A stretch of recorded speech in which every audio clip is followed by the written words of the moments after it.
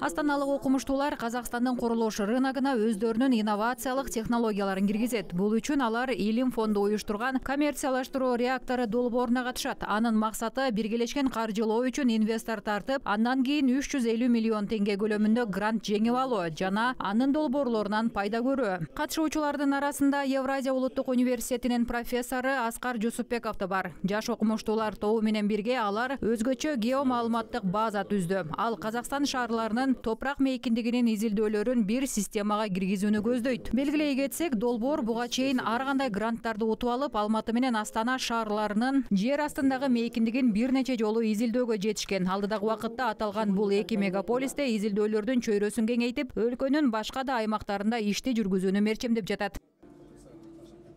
Большие дожди, которые размывают почву и меняют. Катуу жааган жамгыр топуракты жууп, анын касиетин өзгөртөт. Биз түздөн-түз топурак негиздерин изилдеп чыктык. Себеби анын көтөрүү жөндөмдүүлүгүн так аныктоо ар кандай объект менен имарат салуу жана пайдалануу коопсуздугуна таасирин тийгизет. Геомаалымат базасы чындыгында суроо талапка ээ. Анткени көптөгөн курулушчулар, долбоор түзүүчү уюмдар алды менен физика-математикалык касиеттерин аныктоо аркылуу тендер учурунда кандай арыз бергендерине да талдоо жүргүзүлөт. У них будет при подача заявок на тендер.